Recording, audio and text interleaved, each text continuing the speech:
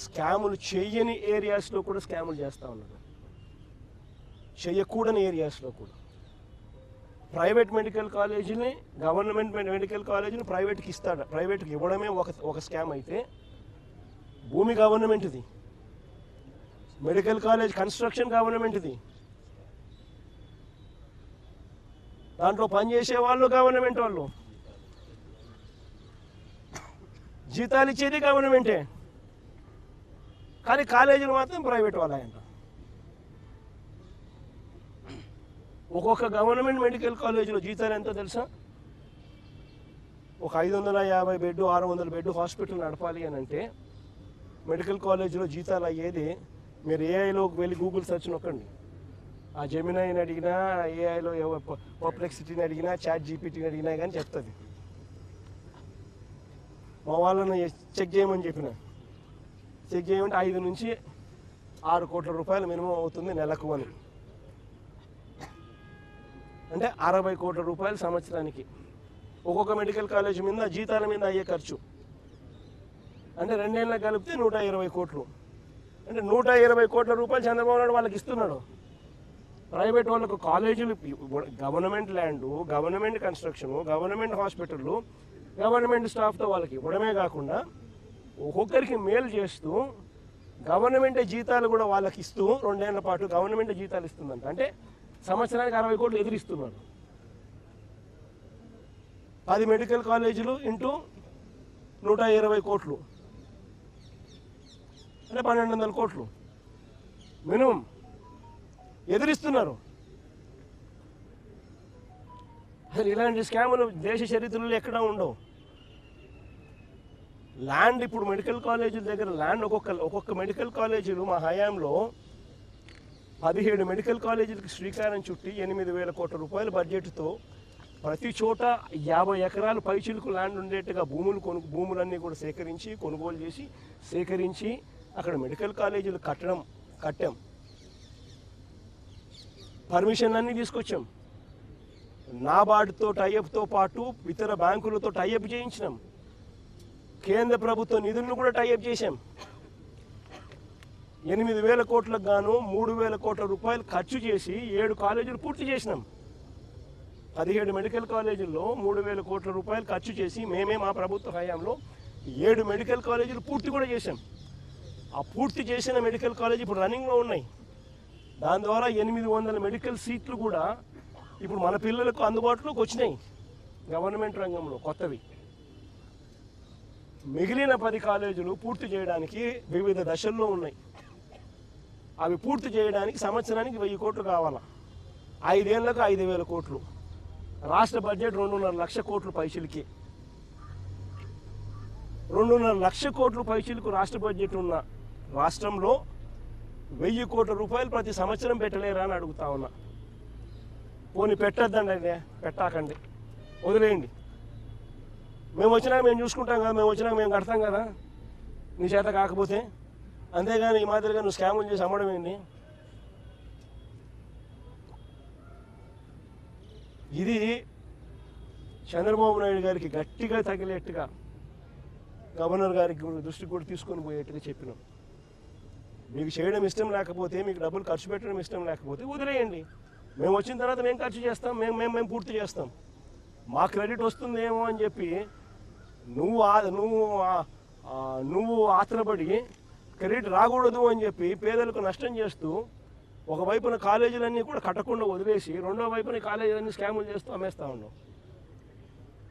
రేపు పొద్దున ఈ కాలేజీలు, ఈ 17 మెడికల్ కాలేజీలు భవిష్యత్ కాలంలో ఈ 17 మెడికల్ కాలేజీలే 1,00,000 కోట్లు పైసలు కాస్ట్ అవుతుంది. కొన్ని కోట్ల మందికి ఉచిత వైద్యం ఇస్తూ,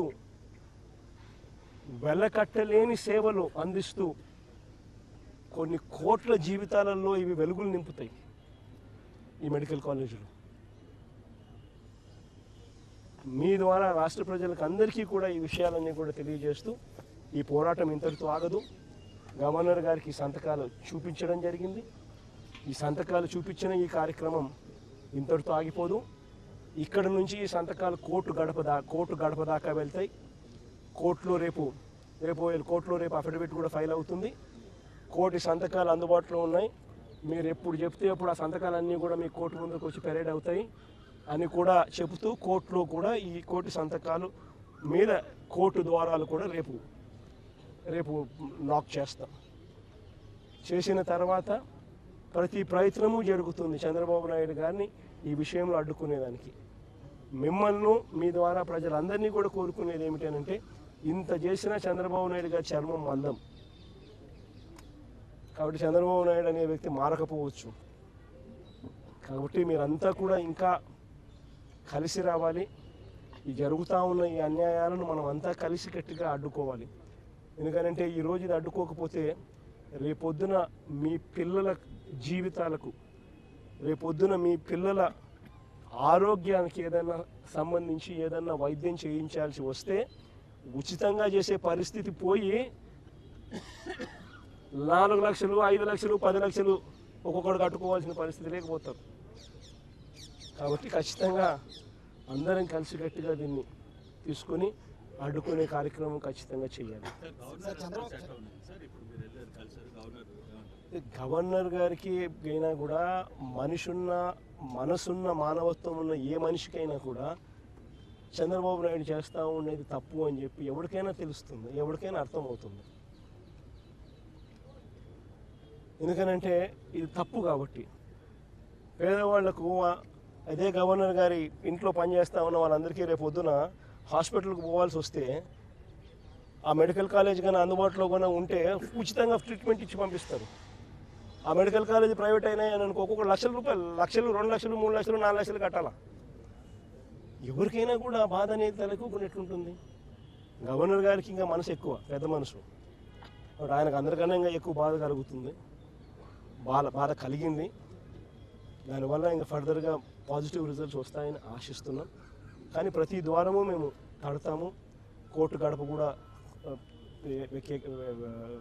ఎక్కే కార్యక్రమం చేస్తాము. కోర్టుల ద్వారాను వీళ్ళు అడుగులు ముందుకు వేసినప్పుడల్లా ప్రజల ఉద్యమ బాట ద్వారాను దీన్ని అడ్డుకునే కార్యక్రమం చివరిదాకా కూడా చేస్తాము, ఖచ్చితంగా చేస్తాము. This is a scam.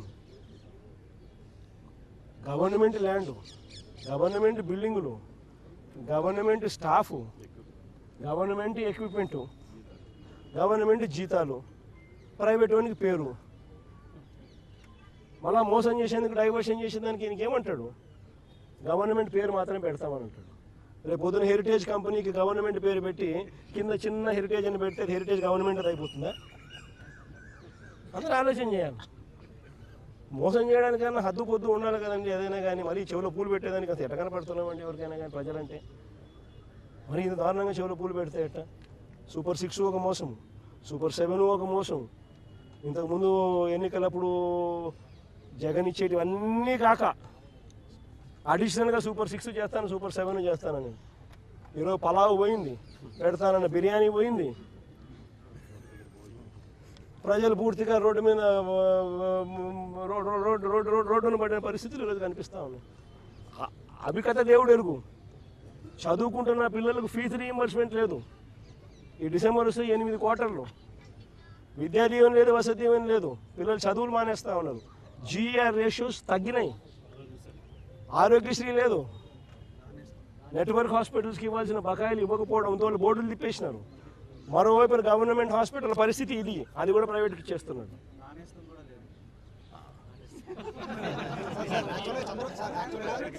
Chandrababu గారు ఒక మాట అన్నారు సార్, 500 కోట్లతో రిషికొండ ప్యాలెస్ కట్టారు, దాంతో 2 మెడికల్ కాలేజ్ కట్టారని చంద్రబాబు గారు ఆరోపణ చేస్తారు.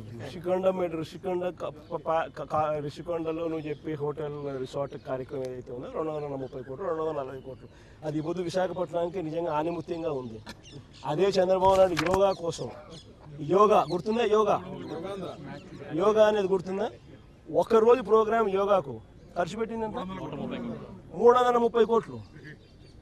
330 కోట్లు. కనీసం నేనన్నా 240 కోట్లు పెట్టి బ్రహ్మాండమైన బిల్డింగ్ కట్టి విశాఖపట్నానికి తలమానికంగా ఉంది ఆ బిల్డింగ్. ఈ పొద్దు కూడా పోయినాను అనుకో, ఆ బిల్డింగ్లోకి ఎవరైనా పోయి చూస్తే విశాఖపట్నం అంతా టూరిస్ట్ ప్లేస్ కింద అది కనపడుతుంది.